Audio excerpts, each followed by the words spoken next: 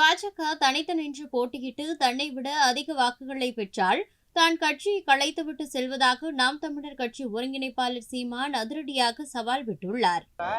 தமிழகத்துல தென் மாநிலத்துல மூன்றாவது பெரிய கட்சியா பாரதிய ஜனதா உருவெடுக்கொண்டு அண்ணாமலை சொல்லியிருக்காரு. எப்படி பாக்குறீங்க?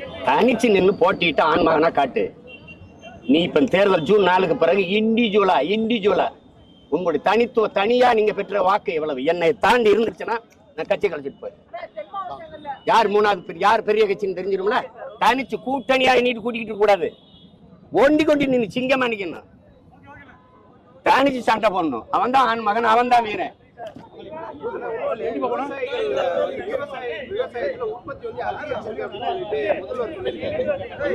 ஒருவேளை அவர் பண்ண நிலத்துல விவசாயம் பண்றாருல அவரு என்ன தேவை பேச்சு சொல்லாத தம்பி, வெறி வந்து திட்டி விட்டுற போற.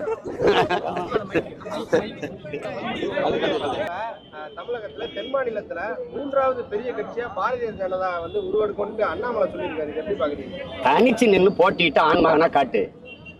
நீ இப்ப தேர்தல் ஜூன் 4க்கு பிறகு இண்டிவிஜுவலா உங்களுடைய தனித்துவ தனியா நீங்க பெற்ற வாக்கு எவ்வளவு என்னை தாண்டி இருந்துச்சுன்னா நான் கட்சி கழிச்சிட்டு போய் யார் மூணாவது யார் பெரிய கட்சின்னு தெரிஞ்சிடும்ல.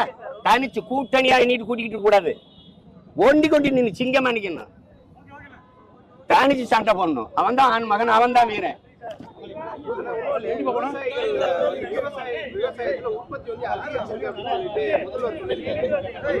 ஒருவேளை அவர் பண்ண நிலத்துல விவசாயம் பண்றாருல அவரு என்ன தேவை பேச்சு சொல்லாத தம்பி, வெறி வந்து திட்டி விட்டுற போற.